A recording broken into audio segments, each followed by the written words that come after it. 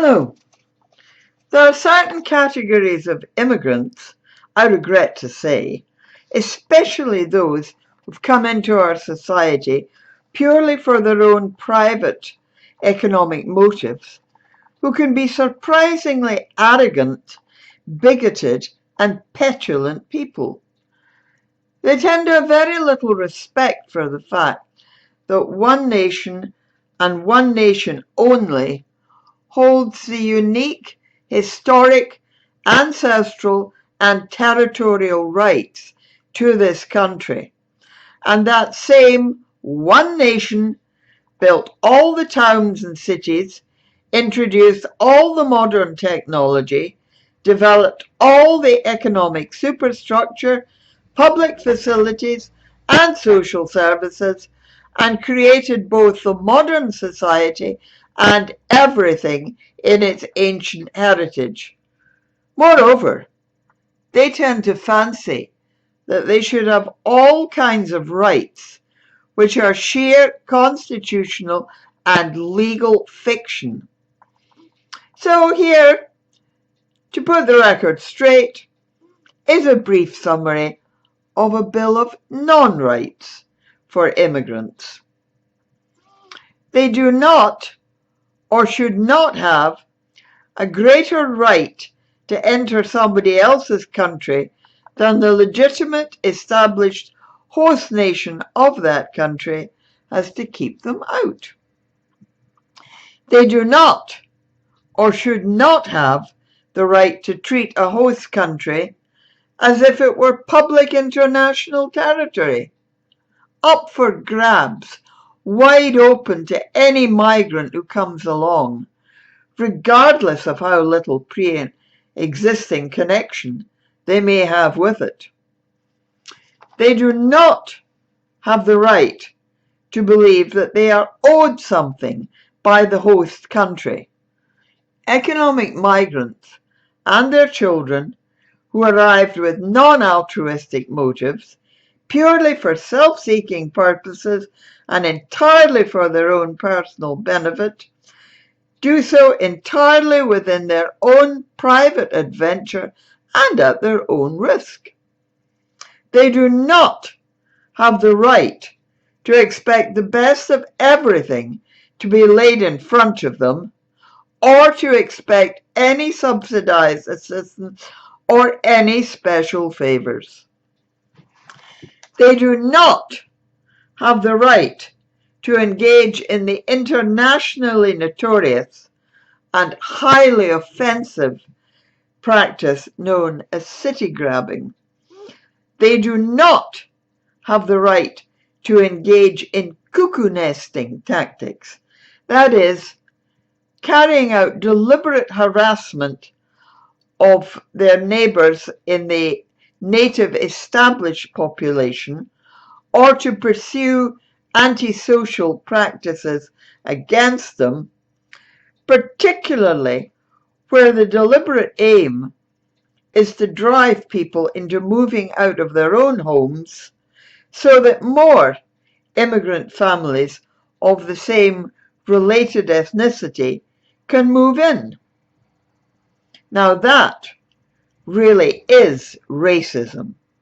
We hear that word racism chucked about a lot for anything and everything, so that it practically loses all its meaning. But that really is racism. Now, neither do immigrants have any right to claim any areas or any schools or any other public service facilities within these areas as theirs. That really is racism. They do not have the right to expect completely unopposed, indifferent, totally passive acceptance from the native population with the formation of large, non-native, ethnically defined ghettos within the cities of this nation. They do not have the right to claim constantly about racial prejudice. When the established native population present dignified, rational, valid, and legitimate political complaints about the formation of large ghettos in our cities by self-introduced immigrants building power blocks along ethnic or religious lines. They do not have the right to expect ludicrously high standards of pious, stoical altruism from the native mainstream population, greatly in excess of those they have ever displayed themselves. They do not have the right to play the poor oppressed ethnic minority act. As already stated, as self-introduced voluntary migrants who came purely for the sake of private enrichment, they have no case to pursue. They do not, or should not have, the right to try to force themselves onto employers who do not wish to take them. And neither do they have the right to harass an employer by blackmail tactics, whether high pressure or subtle, where his personal choice decides against them. It is the private employer's own prerogative to exercise freedom of choice in selecting employees without interference or pressure from any outside sources. If an employer prefers someone of his own nation, that's his business. They do not have the right to practice cuckoo nesting tactics in their places of work.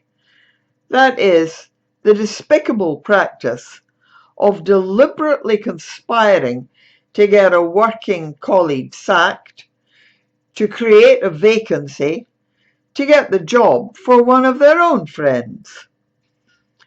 It goes on, and we need tougher laws against it. Again, that really is racism. They do not have the right to set themselves up as ethnically defined pressure groups and power blocks. They do not have either the moral or legal right to bring their ethnic identities into politics and use it for political purposes. They do not have any right to make any demands, political or otherwise, on behalf of any immigrant-derived ethnic or religious group of which they claim to be members. They do not have the right to claim ethnically defined quotas for employment in public services. Neither do they have any right to demand ethnic quotas for either local government or parliamentary political representation, or ethnic quotas for public administration bodies such as health boards and such like. They came in through an immigration system designed for individuals, and that's the status they have to stay in. Anything else is racism. Reverse racism if you like, but it would, if allowed, encourage sectarian attitudes. Now then, you can forget that Star Chamber institution which used to exist, that so-called Commission of Racial Equality. That was an American import designed to help the Black Americans in their own homeland.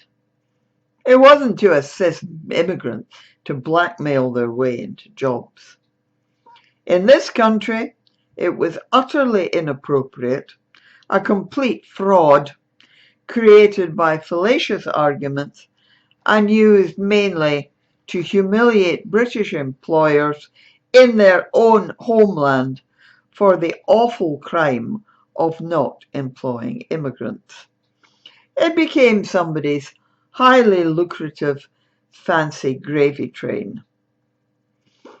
And now, immigrants do not have the right to claim that they must never be offended. Nobody has that right. And it is particularly true of people who claim repeatedly about being offended, but completely ignore the ways in which they offend others. And now for the heavy stuff. Immigrants do not have the right to drag such terms as racism or racialism down to the level of cheap emotional blackmail cliches chucked about anywhere and everywhere for anything at all and for political purposes. Neither do they have any moral right to use invented terms such as institutionalized racism as a convenient political propaganda ploy for pressurizing their way into high administrative positions, or to complain about the way in which people of the host nation will, quite naturally, always prefer to see key positions in our society occupied by people of our own home nation. They do not have the right to bribe politicians or political parties. They do not have the right to assume that through the constant device of paying large sums of money into political party funds, that they have somehow earned the entitlement to have all kinds of laws or privileges spring-loaded in their direction. They do not have the right to believe that political opinions and government policies are there to be bought and sold. They do not have the right to believe that large payments to political parties will invent for them any special rights which are quite politically improper to their status as voluntary economic migrants.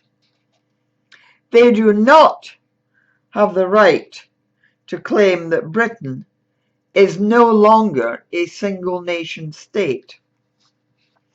And they do not have the right to believe that because certain laws, doctrines, and practices are followed in their own native nations, that these laws should apply in this country as well.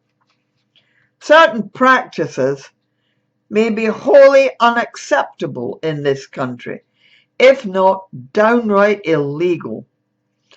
Immigrants threw themselves quite voluntarily under British rule. They have to learn to live under British law and nothing else. Well, that'll do for now, I suppose. But I'm sure that you could think of a whole lot more. Thank you for listening. Bye.